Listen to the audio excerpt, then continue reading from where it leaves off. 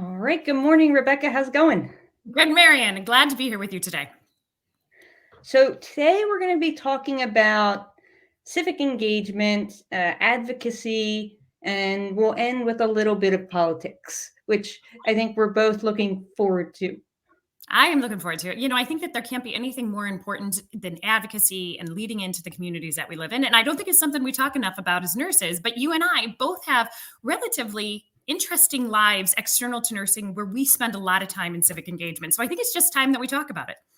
Yeah, I agree. I mean, I've been doing civic engagement since I was like 15 years old. I was a part of Act Up Philly back in the day, and I have not stopped. And it's something I feel really strongly about, that you have to be able to use your voice, show up, and speak out for everyone and for all types of inequity that's going on in this country throughout the years. And so I think this is going to be a really interesting conversation that we have, and specifically through the lens of nursing, because nurses are 5 million strong, yet when it comes to voting, we are the least likely group of healthcare providers to vote, and we are actually less likely to vote than the average American.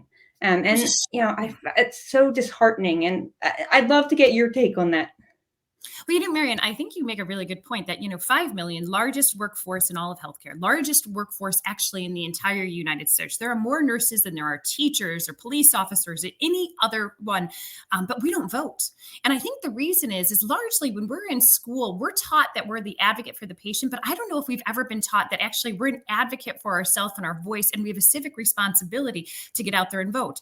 And I think the reality is that sometimes we see this issue of politics or voting as being a political issue that divides us. And as nurses, we've always been taught to build bridges, right? So I think sometimes we look at the problems in front of us, the patient in front of us, and we're so entwined in the present moment of saving a patient's life that we sometimes forget the environment of the greater society in which we live in and the impact that our voice as voters can have on changing the policies that we so desperately want to see at the bedside for our profession and honestly for our communities in general. So I think there's a little bit of fear. There's also a feel that maybe we don't have all the information, and nurses don't like to make decisions when they feel like they don't have all the information, because when we do that, patient gets harmed or get killed. But the reality is we must start doing those kind of things differently. Well, and I also think voting has been made so polarized and partisan, and I think nurses, as a generalized group, sometimes feel like they can't wade into those waters, and we've been told to stay in our lane and to focus on healthcare. But voting is a social determinant of health now. Safe and equitable access to voting is a social determinant of health. Voting leads to healthy democracies and engagement. So it's a really important part of not only what we do as individual nurses, but what we help our patients get access to. So it's one of the reasons I love the group Vote ER.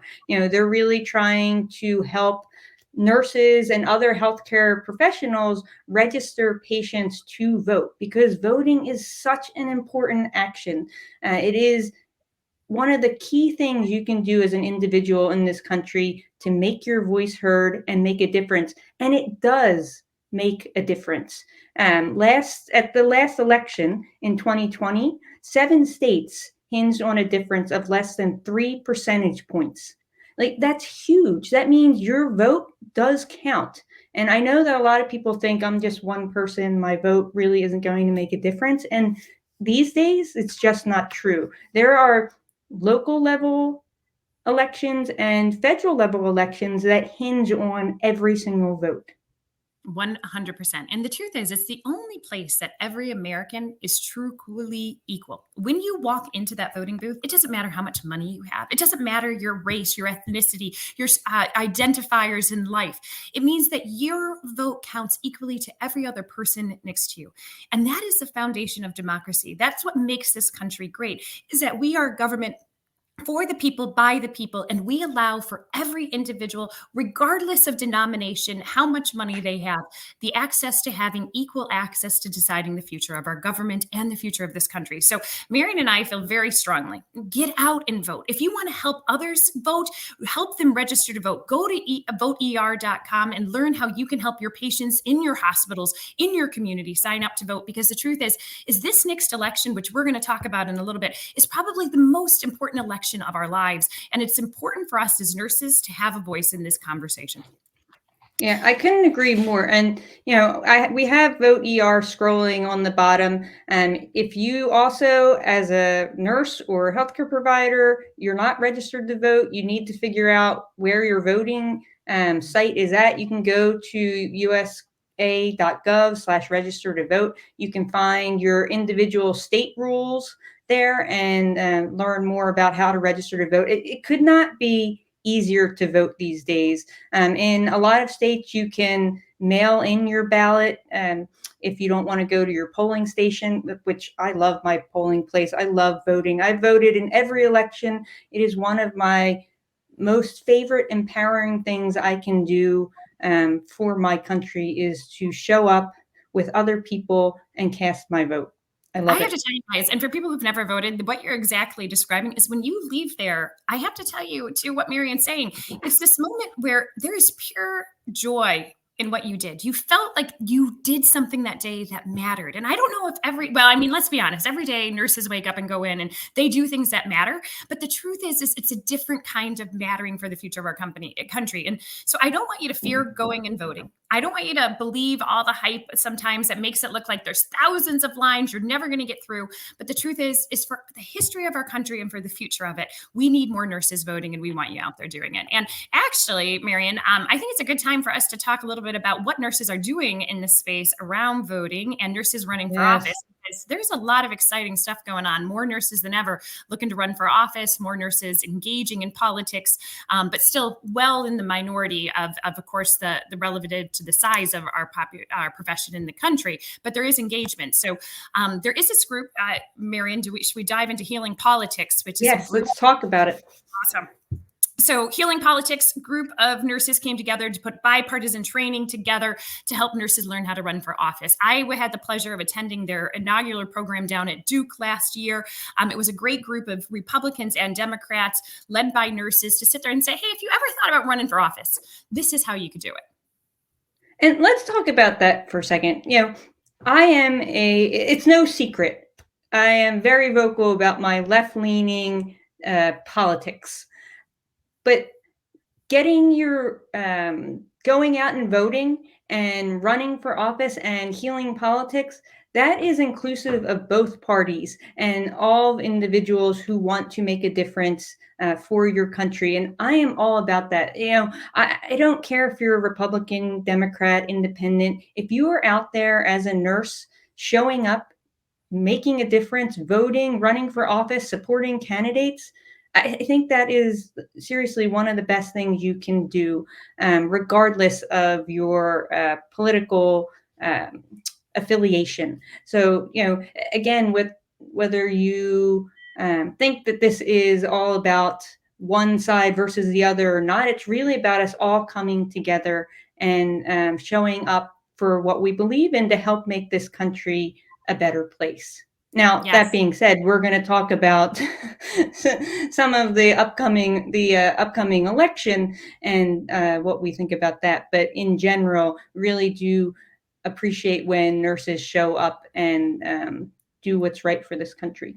Because the truth is, the more nurses in office that we can possibly have, regardless of their political affiliation, the better this country is going to be. Because the truth is, one thing that nurses are going to vote with is they're going to look at the environment in which they're living in, the communities in which they serve, and they're going to look through the lens of the patient and the best outcomes for the future generations of this country. So we're all for nurses running for office, and hence why we're giving a shout out to Healing Politics, which are trying to start and give nurses the confidence that they have the skill sets, not only the skill sets, but actually the right background and exactly the right kind of personalities that we need in Congress today.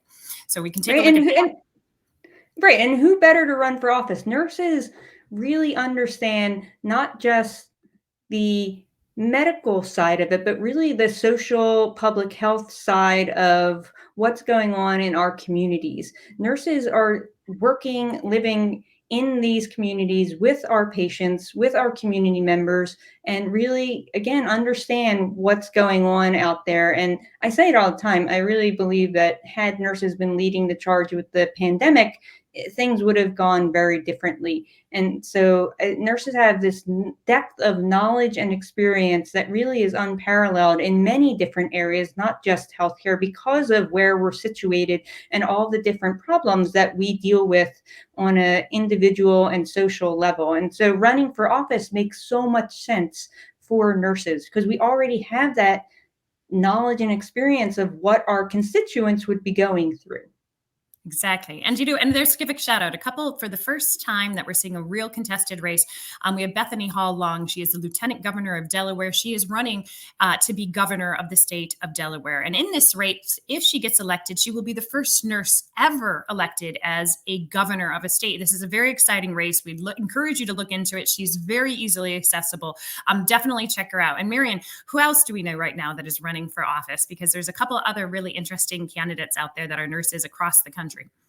Yep, obviously, Lauren Underwood is running for reelection for Congress, as is Cori Bush, also running for reelection.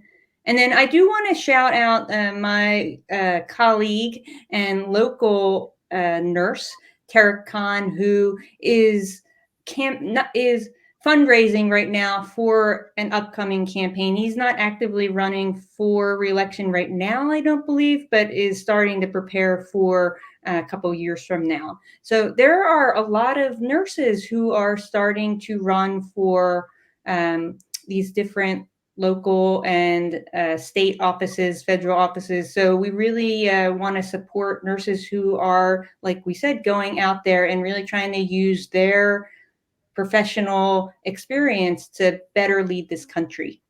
And they are, if you've never worked for a campaign, I know Marion and I volunteer all the time on campaigns external to this, helping to get out the vote. It's a very fun environment. You get to learn different things about yourself and about the campaign and about issues that you would never have known were even issues going on. So if you haven't ever volunteered, you have some time this summer, I encourage you guys, get out, volunteer with a campaign. Because the truth is that the more conversation going on, the more dialogue, the more face-to-face interaction, the more we're going to separate the divide that we have in this nation and bring ourselves together. Because one thing that I've always found very impactful is when you actually talk to people, you realize we're not as divided as the world would make it seem. A lot more of us have a direction for this country, for a hope for our children, and a future that's much more aligned than we are divided. And it's when you get involved with these campaigns, you have these conversations, that you can build these bridges to make this happen. And there are so many ways to get engaged. I mean, I love nothing more than knocking on doors to either register voters or to campaign for my candidate of choice. And knocking on doors and talking to your neighbors in your city is so enlightening, to Rebecca's point, to really connect and learn together and understand what each of us are going through. But if you don't want to go out and knock on doors, there's so many other ways to help. You can send text messages from your computer to potential voters. You can make phone calls. All of this stuff happens now remotely from your house. You don't have to leave your couch to do a lot of this stuff. You can write letters to potential voters. There's no lack of ways to get civically engaged and involved throughout the year, really, for other campaigns and positions that you really feel strongly about. Absolutely. And it's exciting. So I hope you guys, the reason that Marion and I wanted to talk about this as well is because we realize nurses aren't often talking about politics. We seem to allow, like in many situations, we abdicate voices to others to speak on our behalf.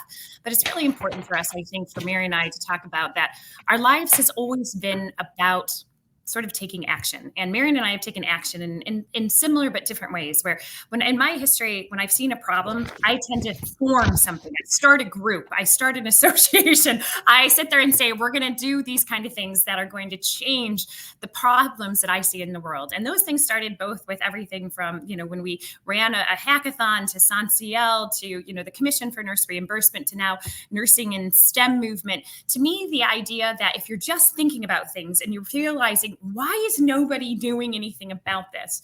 The reality is you have to take action to do something about it. But Marion, why don't you, not everybody's going to go out there and just found a group and start a Sings Vote. Tell us a little bit also about some of the ways that you engage, because you have one of the biggest voices out there in nursing today. And it's slightly in a different way of what you do on a daily basis.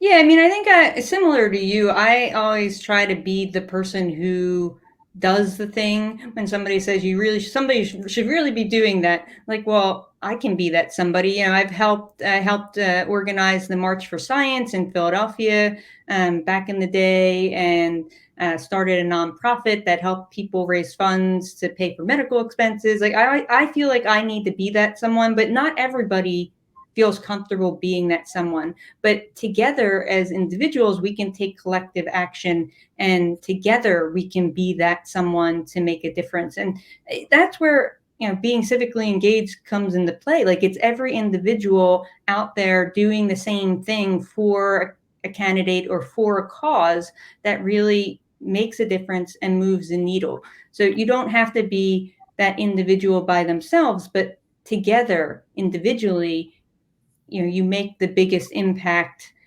for whatever it is that you're trying to move forward. And so if you feel like you want to do something, but you think you're just one person, there are a lot of other one persons out there who want to do stuff together. So I really feel like the more we can encourage people to take that step, the greater we will be in moving forward together. And if you guys are as talented as Marion is, if you're a great writer, Marion publishes all the time, different forums along those lines. I spend a lot of time on social media talking about issues, but there are ways to engage that makes it either about yourself. If you're like, look, I'm never going to work with a group, so go ahead and get your voice out there by writing op-eds, the pieces. And Marion's really great at examples of platforms that have done those kind of things that have made really substantial impact on our local and I would actually say national communities. Well, I appreciate that. And we're going to talk more about that in an upcoming episode of how nurses can get more engaged using their voices in the media. But I think we really want to also now talk about the upcoming election. This is something that Rebecca and I feel really strongly about. And just disclosure, we are going to be talking about our views on Trump and why we feel strongly that he is the absolute wrong direction for this country to take. And so, this may not be the views of some of our listeners, some of our followers, but this is something that we feel strongly about, because Trump 2024 win is going to take this country in a direction that I don't think any of us have ever experienced before. And it's something we're both very concerned about. Yeah, and I think this is why we decided to talk about it. I think it's cost us a lot of apprehension to come out and both admit that we are both going to be supporting Biden in this campaign, and we feel that it's important that other nurses do as well. Because I think that what we're recognizing is that the future, as Marion said, under a next generation of Trump leadership and presidency, will be one that I don't think any of us are prepared to see or want to see for the next generation of this country. And so we're here to tell you why today Marion and I are coming out to specifically say we need to do this now, because we don't want to look back in hindsight and realize that our voices, the places we sit, if we had a chance to help educate others who are on the fence about campaigns, where we need to go. And so both of us have excerpts from articles that we're going to share below to read about why we've made the decisions that we've had. But if you have specific questions for us, please reach out to us. We know that a lot of people feel strongly one way or the other, and we're all about dialogue here. So if there's some things you want to challenge us on, please reach out to us. But I think that the truth is that we're here to encourage you not only to get out and vote, but to seriously look at this presidential election as one that is going to potentially shape the most important moment in history in our lives. So please get out and vote. And then we're going to talk to you right now about why we're actually going to be supporting the Biden administration's reelection campaign. But Marion? Yeah, and this isn't hyperbole. So, as Rebecca said, there are a lot of articles coming out now about what a second term for President Trump would look like. He's not hiding it. There's no secret. He is talking about turning this country into an autocratic reign. So if you like living in a democracy, that's not going to be what takes place in 2025. He has a plan that he's laid out, and you can check it out yourself and read it. I've read one chapter so far, the Health and Human Services chapter, and it is disturbing to say the least for someone who is in the LGBTQ community, someone who is raising a young, strong female, for someone who believes that immigrants and refugees belong in this country. So, you can check out Project 2025. This is Trump's plan for what will take place during his presidency. And as I mentioned before, and you can read this in an article that came out in the Inquirer last week, it is like this country has not seen before in terms of the plan that Trump has for changing this democracy into an autocratic society. And I think that when you don't understand it, that, if you're wondering what does autocratic means, it means that a democracy is for the people, by the people, in which we govern by the people. Autocratic means that we are a top-down leadership, basically is going to take control of this country. And if I can actually read highlights from an article that I'm going to be sharing as well, that Marion's going to share above, it's called The Last Campaign. It was in the New Yorker. And I'm going to read some segments from this for you. In the years since Trump lost the 2020 election and refused to concede, he has been found liable for sexual assault and financial fraud, and indicted for attempting to overturn the election and refusing to return classified documents. As his legal challenges mounted, he embarked on a campaign focused on retribution against his enemies. Trump's most alarming comments is his threat to terminate the Constitution, his casual talk of being a dictator on day one, his description of immigrants as poisoning the blood of our country. By the usual measures, Biden should be cruising to re-election. Violent crime has dropped to nearly a 50-year low. Unemployment is below 4%. And in January, the S&P 500 and the Dow hit record highs. More Americans than ever have health insurance, and the country is producing more energy than any previous moment in history, which means that we are not dependent on foreign oil or other countries at this time. However, Trump, who is facing 91 criminal counts, has suggested that if he is elected, he will fire as many as 50,000 civil servants and replace them with loyalists, deputize the National Guard, and enforce as a mass deportation force, and root out what he calls the radical left thugs that live like vermin within the confines of our country. Now, the truth is, this is not merely rhetoric. Rhetoric is one that is somebody on the street making dismissive remarks. But if this is the rhetoric coming from the potential future president of the United States, that puts us all at risk. And the truth is, we as Americans must be doing more. But Marion.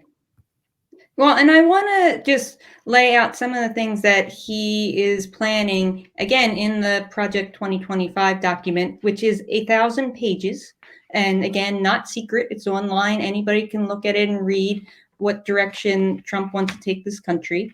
But for us as healthcare providers, I think this section is really important, because this is what's going to affect our patients, right? So they want to designate abortion and euthanasia as not part of healthcare.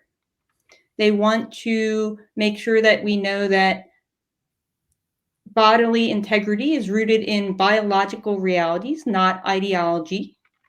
They want to make sure that families are now situated as a mother and a father. So as part of the LGBTQ community, something I really feel strongly about. They want to move the Office of Refugee Resettlement into the Department of Homeland Security. We all know what happens when the Department of Homeland Security gets involved. They want to eliminate CDC programs and projects that do not respect human life. They want to withdraw Ryan White guidance, allowing funds to pay for cross-sex transition support. One of the things I think is really important for us to know, they're going to ensure that training for medical professionals and doulas is not being used for abortion training. And the list goes on and on. These are things that Trump had been saying in his first presidency, and now he's putting pen to paper and showing us where he's going to be taking this country and the health and of our country and of our citizens. And it's something that we both feel very strongly about, that is not the direction for a healthy democracy.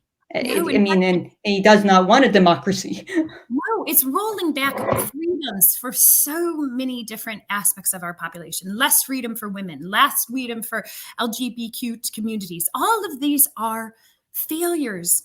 This is backwards. We want to go forward. Mm-hmm. We want an inclusive community. We want to empower more people to have success and for more people to share in loving each other, because that is the only way that society gets better. It's not through hate, and it's not through fear, and it's not through divisiveness. It's about us being kind and thoughtful and empathetic about how we grow a future of this country that is going to make it better, not more divided. Yeah, I firmly believe this country is so special because of all of our differences, not in spite of the differences, right? And making space for everyone to live a healthy, happy, secure life where they thrive in a country such as this is really important. And that's why, voting for Biden, who, again, like you said, so many positive things have occurred during the Biden administration. I know that there are some folks who don't think he's done enough or has had some missteps along the way. And unfortunately, we are part of a two-party system right now. And we get the candidates that we get, and we have to make a decision, right? We have to vote for one or the other, or we don't vote at all. And we know that not voting at all is going to be a de facto vote for the other party.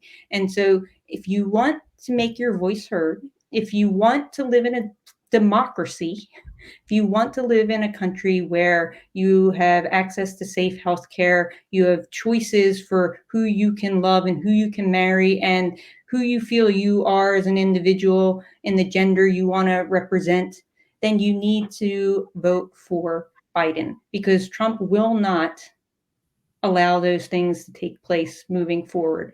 We will be living in an autocratic society, something this country has not seen before. And it'll be really hard to roll that back once he gets into power. We've seen that with other dictators. Look at Hungary. Look at Russia. Look at these other countries. These are the people he wants to emulate. He's not hiding that. He says that in his campaign speeches. He wants to be like those people. This is not a secret. And so the truth is what Marion and I are saying to you is that we do not want history or the direction of this country to go in a way that destroys our future. So there is a statement that I'm going to provide you with. It was a quote back from the day around the time of World War II, which was done by Neil Mahler, who reads the following. First, they came for the socialists, and I did not speak out because I was not a socialist. Then they came for the trade unionists, and I did not speak out because I was not a trade unionist. Then they came for the Jews, and I did not speak out because I was not a Jew. Then they came for me, and there was no one left to speak for me. And that statement basically says, and Trump has made it very clear, he's going to come for his enemies. And once he wipes out that first level, to stay in power, he's going to have to find more enemies. And that is not the future for this nation. So Marion and I are asking you to support the Biden administration. As you saw, we sort of fumbled through this. This is a highly uncomfortable topic for us to talk about publicly on screen. But I hope and thank you for joining us and having this conversation, because the truth is we need to have it. And if we waited, we feel that we could be too late. And we do not want to repeat what happened in Germany during the time of World War II. And we want to make sure that our country doesn't become like Russia or Hungary, because there is no greater country in the world than the United States of America. And it is foundational in democracy. And there is no greater profession that could have a greater effect on the direction this country is going than nurses. A healthy democracy needs engaged, politically active, civically engaged voting nurses. And I hope you all get out, use your voice, register to vote, get engaged, and help us keep this country as a democracy. Thank you for tuning in. We will see you guys next time.